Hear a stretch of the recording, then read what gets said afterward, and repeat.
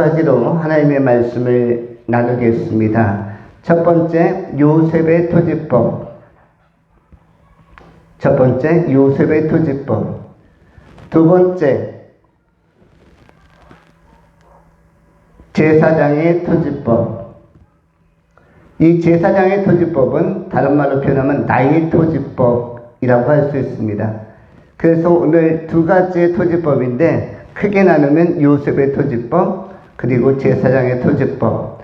다른 말로 적용하면 요셉의 토지법 그리고 두 번째는 나의 토지법. 이렇게 두 가지로 상고합니다. 첫 번째, 요셉의 토지법에 관한 것입니다. 요셉은 7년 환란, 7년 어려운 시기에 어떻게 지혜롭게 애굽의 토지를 경작하고 관리할 것인가를 고찰하고 또 연구하다가 결론을 내렸습니다. 그것은 애굽에 있는 모든 사람들이 그 토지를 바로에게 팔고 그리고 바로가 그 국가 경영권을 가지고 그 백성들에게 다시 양식들을 주고 경영을 할 수 있도록 씨앗들을 주면서 그렇게 하면서 오늘날로 이야기하면 약간 고대적 사회주의적 경제체제 내지는 좀 독특한 공산주의적 경작체제, 조금 특이한 형태로서의 자본주의적인 농경체제가 아니라 비상시기에 사회주의적 그 경영 시스템을 요셉이 창안해내고 이걸 시행합니다. 요셉의 토지법은 그래서 일단은 백성들에게 토지를 경작할 수 있도록 전부 다 그 충분한 지분들을 주고 경작하고 경영할 수 있도록 하며 다만 그 소출의 5분의 4는 본인이 갖고 5분의 1은 국가의 세금으로 바로에게 조공으로 바치는 것으로 정하였습니다.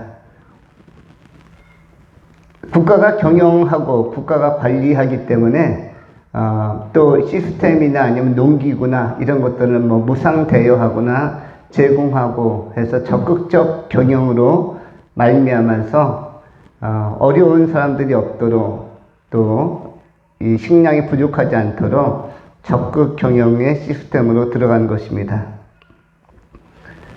그런데 여기서 5분의 1이라는 것이 요즘도 화두가 됩니다. 10분의 1이 아니라 5분의 1. 최근에 저도 가까운 사람들과 국가의 세금 제도에 대해서 개혁과 검토가 필요하다라는 이야기를 짧게 나누면서 저는 성경에 있는 대로 일률적으로 우리 국민의 세금도 10%로 정하면 어떨까? 기업의 세금도 10%로 그냥 11조에 맞추어서 10%로 정하는 건 어떨까라고 제안을 해본 일이 있습니다. 그런데 오늘 본문에 나오는 요셉은 5분의 1, 20%를 제시를 했습니다. 제가 10분의 1로 그냥 대기업도 10분의 1 그리고 개인도 소기업도 10분의 1로 일률적으로 성경에 있는 기준에 맞춰서 하면은 어떨까? 그 세수를 가지고 그 범위 내에서 사회복지도 하고 국방도 하고 경제도 하고 공공복리도 하고 기간산업도 건설하고 그 범위 내에서 하고 그렇게 해서 활성화되면 다음에 다시 10%로 해서 그 가운데서 그 예산 범위 내에서 한다면 사람들이 불만이 없지 않을까. 우리나라 같은 경우는 약간 사회주의적 체제를 받아들였기 때문에 대기업이나 돈을 많이 버는 사람들에게는 엄청나게 30%에서 40%, 50%까지 세금을 걷는 경우가 있습니다.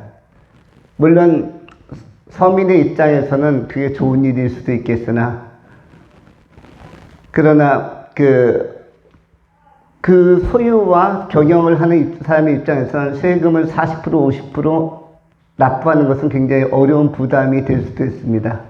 우리 교회만 해도 우리 김희아 권사님, 윤광선 집사님 네 가족, 이준희 대표, 이준희 집사님 이런 분들이 사업주인데 수입의 50%를 세금으로 내야 된다. 이런 경우에 있어서 그 부담은 상당히 클 수도 있습니다. 그 가운데서도 직원들 월급을 다 챙겨줘야 되고, 그리고 시국이 모든 사업이 활성화될 때도 있지만 또 어려운 시국, 요즘처럼 코로나로 인해서 코로나 팬데믹으로 말미암은 경영난의 시기를 거쳐야 되기도 하는데 직원들과 호흡을 맞추면서 하려면 이 세금 40% 50% 세게 일률적으로 걷어가는 것이 좋은 일인가? 저는 그냥 10%만 딱 정하고 성경에 있는 틀을 벗어나지 말고 나머지 만약에 여력을 가지고 여유 자본이나 여유 재정이 생기면 그것으로 자발적으로 선용해서 선하게 쓸 수 있는 권리들을 인간에게 주면 어떨까, 이런 개인적인 생각을 해보았습니다. 국가에서 뭐 건물을 사고 팔 때나 토지를 사고 팔 때도 종부세니 여러 가지 세금, 부가가치세를 붙여서 굉장히 세게 먹이지 말고 그냥 성경에 있는 대로 10% 정도만 해서 하면은 어떨까? 그러면 활성화되고 나머지 자산을 인간이 유용하게 또 관리할 수 있고 또 선하게 쓸 수 있는 이른바 청빈한 부자라고 하는 사상처럼 기부도 할 수 있고 사회봉사도 할 수 있고 보이지 않는 손길 속에서 선한 행실을 할 수도 있는데 너무 많은 것들을 국가가 다 가져가면 그 선한 행실을 할 수 있는 이런 정신적 여유가 많이 줄어듭니다. 빠듯하기 때문에, 경영이 굉장히 빠듯해지기 때문에 그 창조적 여유와 따뜻하게 베풀 수 있는 정서적 여유가 많이 줄어들 수가 있는 것이죠. 그런데 오늘 요셉은 11조 10%보다도 더 세게 5분의 1로 정했습니다. 20%. 그러니까 요셉은 되게 긴축 재정을 하면서도 강경한 진보적 정책, 경제 정책을 들고 나온 것 같아요. 20%를 가져간다. 여러분이 월급을 받는 거에서 20%를 딱 뗀다 할 때 느낌은 어떻습니까? 상큼하다? 조금 허전하다? 일률적으로 20%를 딱 뗀다. 월급 받아서 오늘 기쁜 날인데 딱 보니까 20%를 정확히 떼고 들어왔어요. 이럴 때 기분이 매우 좋다, 안 좋다? 군인들의 월급 뭐 100만 원인지 뭐 130만 원인지 알 수 없으나 20% 세금 딱 떼고 들어왔다 할 때 굉장히 좀 약간 허전함과 박탈감이 있을 수 있습니다. 아니 20%나 떼다니. 근데 요셉은 세게 뗐어요. 20%를 떼고 5분의 1 떼고 5분의 4는 지급하는 쪽으로 정책을 세웠습니다.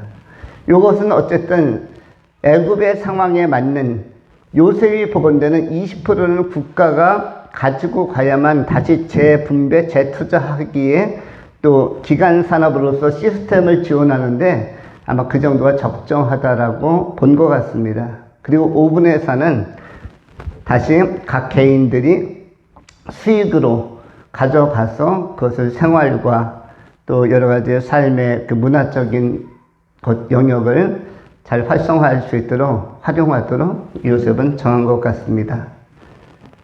물론 이것은 각 국가가 선택하고 있는 여러 가지 정책에 따라서 또 전략에 따라서 또 여러 이론들에 따라서 또 그 나라가 민주주의 내지는 뭐 자본주의를 선택하는가 사회주의를 선택하는가 공산주의를 선택하는가에 따라서 운용의 체계는 모두 다를 것입니다.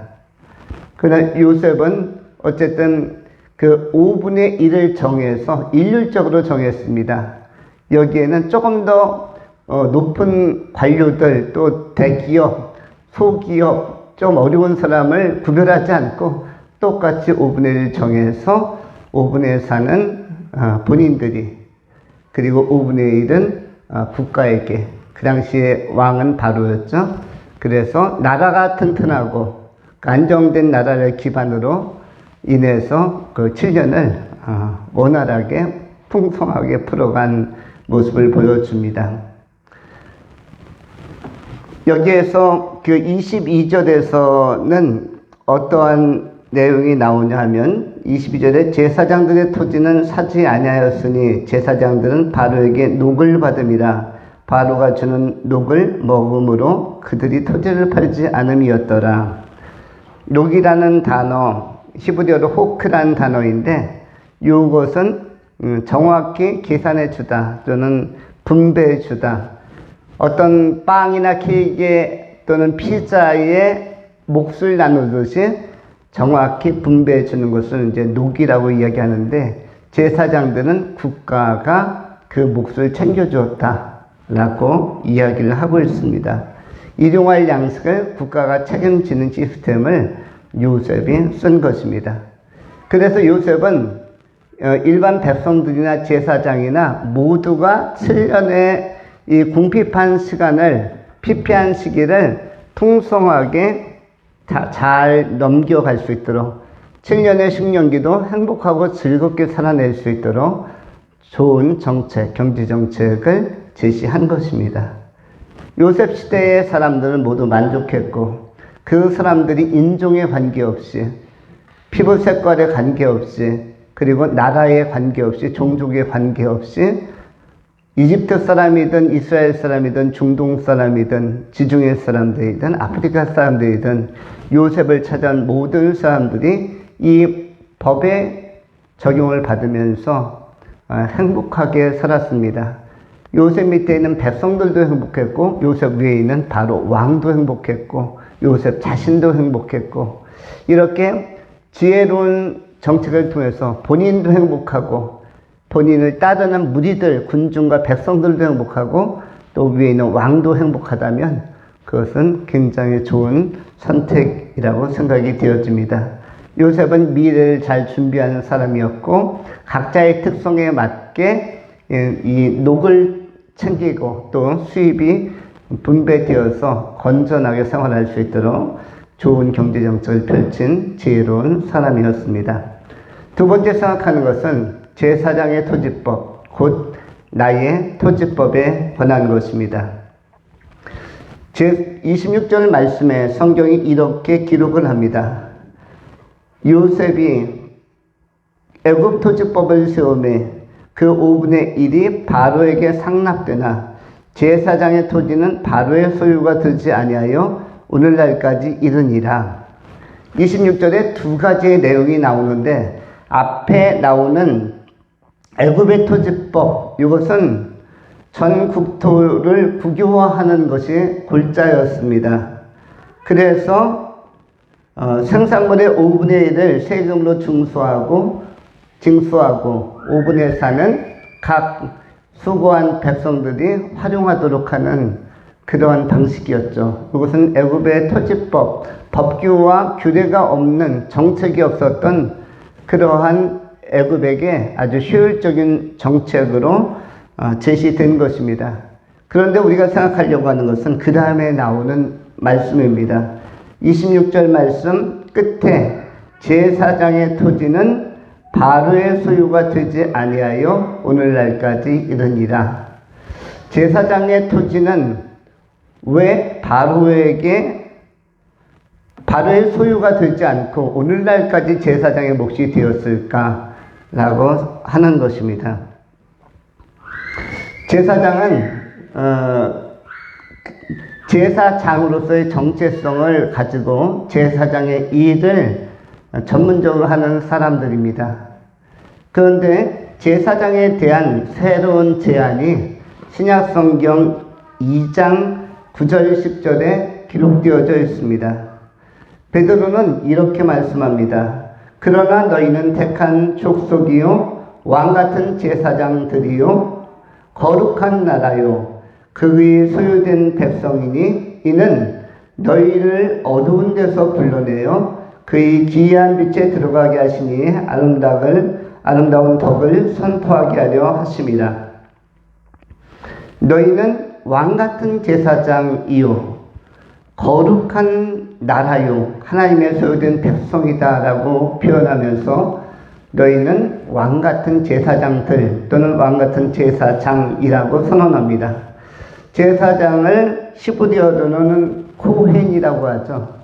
코헨이라고 하고 또 다양한 그 언어로 제사장들을 지칭하기도 합니다. 오늘날의 목회자들은 제사장일까 아닐까? 이것은 연구해야 할 주제의 영역이지만 그러나 여기서 본문에서 베드로전서 2장 9절에서 너희는 할 때 이것은 베드로가 바라보았던 성도들을 의미하죠. 그렇다면 모든 성도들은 이라는 표현이죠. 베드로 전서를 읽었던 모든 성도들은, 모든 그리스도인들은 왕같은 제사장이요, 왕같은 제사장들이요, 택한 백성이요, 하나님의 소유된 나라요 라고 선언하고 지칭하고 있습니다. 그러면은 이것 베드로가 전제한 시민들이, 이 베드로전서를 읽는 사람들이 일반 성도라고 할 수가 있고, 그렇다면 우리 모두가 무엇이다? 제사장이다 라고 그렇게 해석할 수가 있습니다. 그래서 마틴 루터라든지 종교교육자들은 만인 제사장설을 주창하고 또 주장했습니다.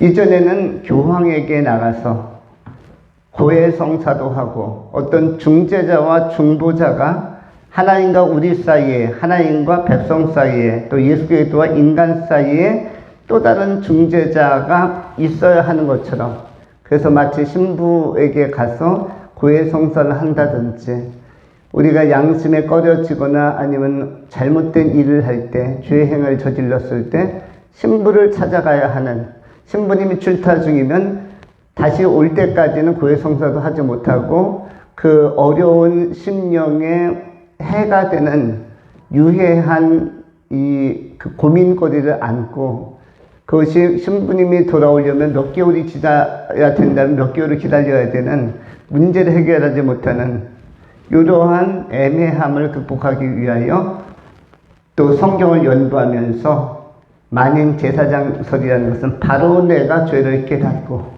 허물진 것을 깨달았을 때 바로 하나님 앞에 우리의 중보자 중재자이신 예수 그리스도 앞에 회개하며 기도하며 나감으로 말미암아 꼭 신부의 어떤 그 고해성사를 듣고 면죄부를 발생하거나 면죄 선언을 하는 그런 어떤 상담을 거치는 과정 없이 바로 하나님 앞에 직구하며 나갈 수 있는 이러한 것들을 종교개혁자들이 우리 제시해서 현대의 그리스도인들은 모두 주님 앞에 만인 제사장처럼 서고 신앙적으로 하나님 앞에 소통하면서 살아가고 있습니다.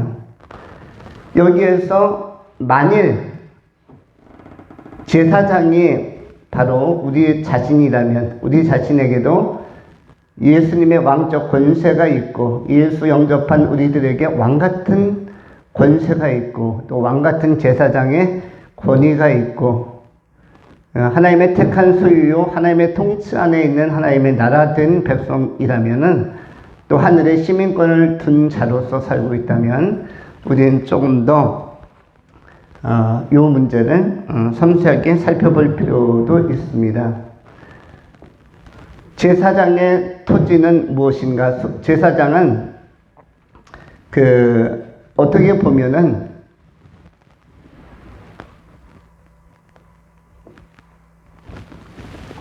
하나님께 속한 자, 하나님께 속한 자로서 구별을 시키는 것으로 우리가 이해하면 좋습니다.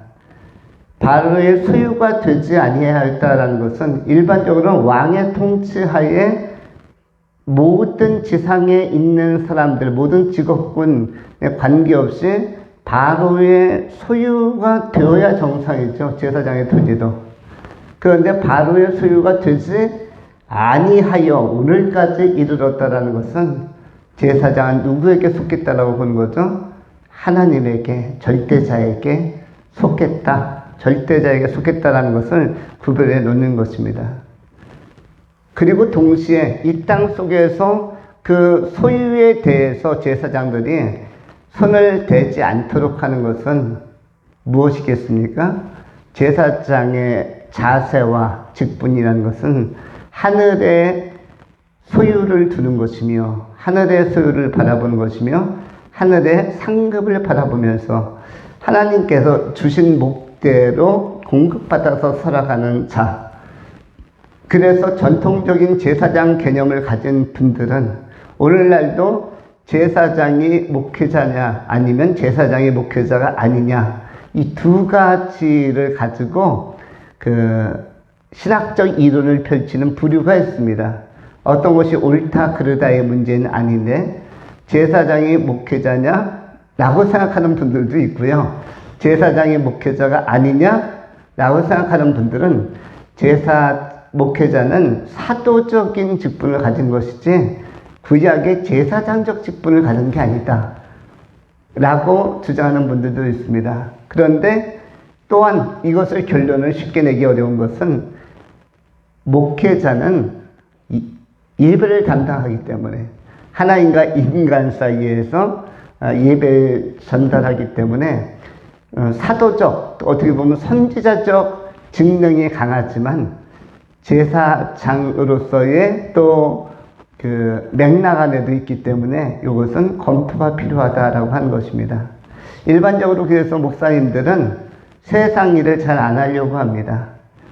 세상적으로 돈을 벌려는 일들을 그렇게 강력하게 적극적으로 시도하지 않는데, 왜냐하면 하나님의 소유 안에서 하나님께서 주신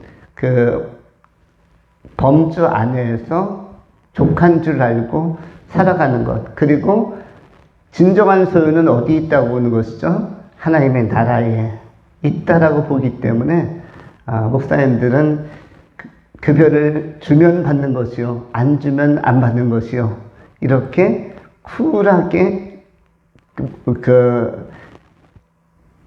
역할들을 감당하기도 합니다. 물론 교회 재정이 넉넉해서 성도들이 많이 모이는 교회는 재정이 목사님들에게 공급을 지급을 안 하면 너무 많이 남기 때문에 할 수 없이 목사님들에게 많은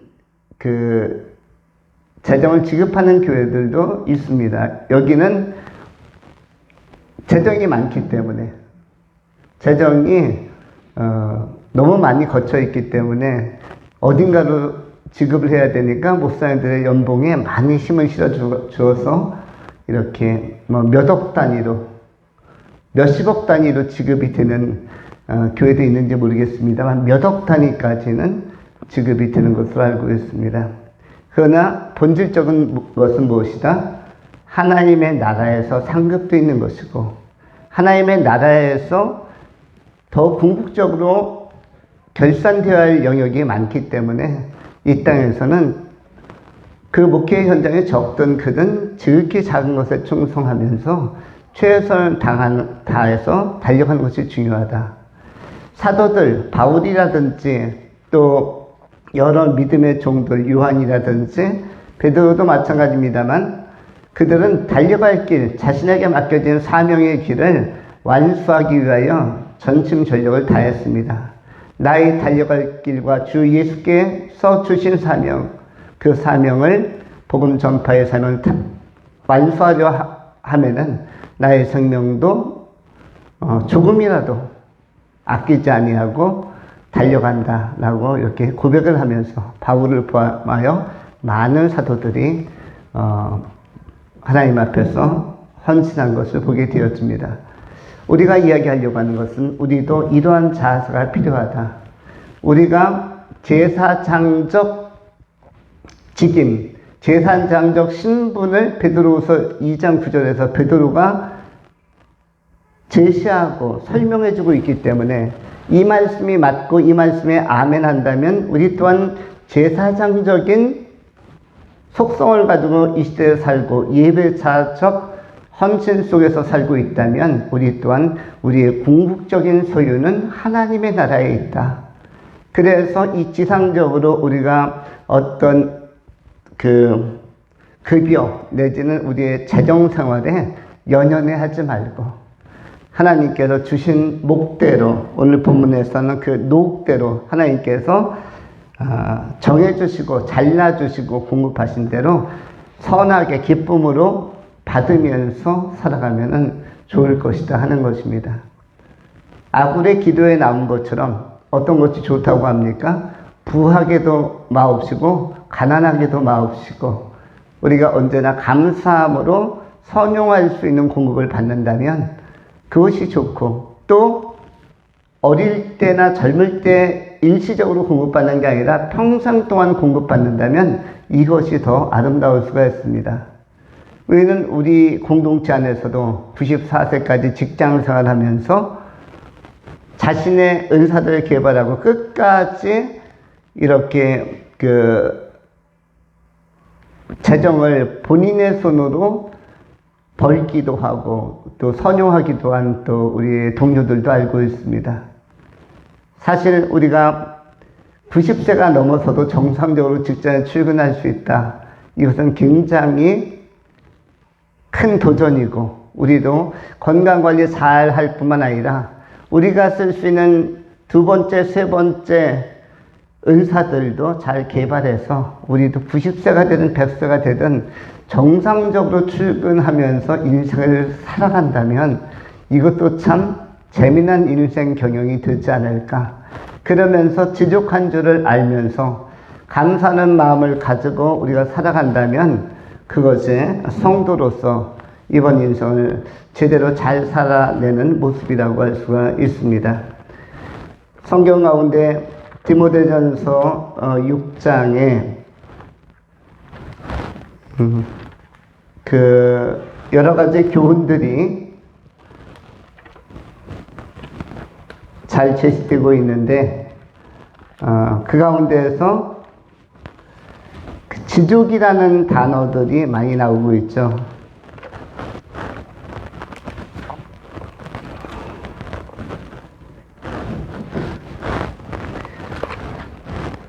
디모데전서 6장을 보면은 이런 말씀들이 있습니다. 6장 6절로부터 9절까지 읽도록 하겠습니다. 그러나 자족하는 마음이 있으면 경건은 큰 이익이 되느니라. 우리가 세상에 아무것도 가지고 온 것이 없음에 또한 아무것도 가지고 가지 못하리니 우리가 먹을 것과 입을 것이 있은즉 족한 줄로 알 것이니라. 우리가 먹을 것과 입을 것이 있은즉 족한 줄로 알 것이니라. 이것을 갖다가 옛날 성경은 지족이라고 표현했습니다. 그러나 자족하는 마음이 있으면 경건은 큰 이익이 되느니라. 우리가 세상에 아무것도 가지고 온 것이 없음에 또한 아무것도 가지고 가지 못하리니 우리가 먹을 것과 입을 것이 있은즉 족한 줄로 알 것이니라. 디모데를 통한 교훈과 같이 우리가 이 지족하는 마음을 갖는다면 이것이야말로 대단히 아주 건전한 사고라고 할 수가 있습니다. 또한 17절에서 이렇게 우리에게 귀한 교훈을 줍니다. 내가 이 세대에서 부한 자들을 명하여 마음을 높이지 말고 정함이 없는 재물에 소망을 두지 말고 오직 우리에게 모든 것을 후히 주사 누리게 하시는 하나님께 두며 선을 행하고 선한 사업을 많이 하고 나누어 주기를 좋아하며 너그러운 자가 되게 하라. 이것이 장래에 자기를 위하여 좋은 터를 쌓아 참된 생명을 취하는 것이라.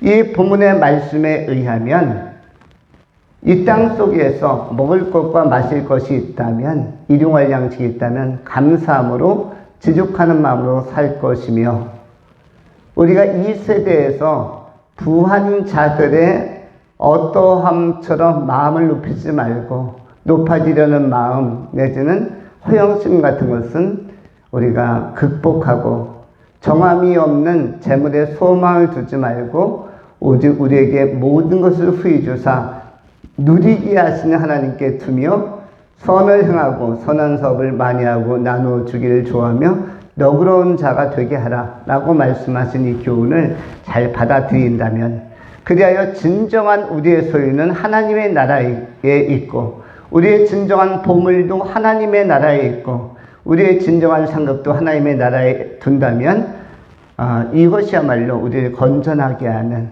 진정으로 성서적 제사장, 영적인 제사장으로서 베드로를 통해서 우리에게 교훈한 것에 부합하는 그런 아주 알찬 의미 있는 삶을 살아가는 모습이라고 우리가 정돈할 수 있을 것입니다.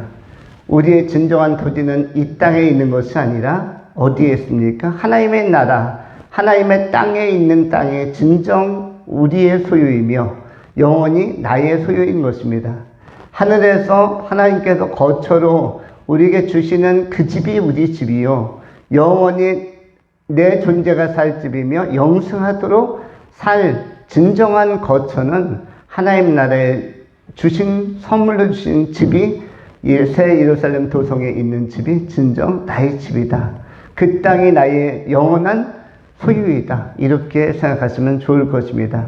이 땅을 살아가는 동안에는 지족하는 마음으로, 주어진 대로 감사하는 마음으로 산다면, 그리고 끝까지 건강관리 잘해서 90세가 넘어도 100세가 넘더라도 하나님께서 부르시는 그날까지 잘 쓰임받을 수 있다면, 일용할 양식에 우리가 땀 흘리며 수고한 것으로 감사할 수 있다면 그것이야말로 행복한 인생 여정이 되리라고 우리가 상고할 수 있는 것입니다. 우리 삶의 교회 공동체의 모든 성도님들도 여러분에게 주어진 나의 토지법, 여러분이 영적 제사장으로서의 자긍심과 프라이드와 정체성을 가지고 아이덴티티를 유지하면서 끝까지 하나님의 사람으로, 하나님의 백성으로 이 땅의 삶을 때로는 선지자처럼, 때로는 사도처럼, 때로는 제사장처럼 잘 소환해서 하나님께 영광 되어지고 하나님께 칭찬받고 천국의 상급도 큰 귀한 성도님들로 살아가실 수 있기를 축원합니다. 기도하겠습니다.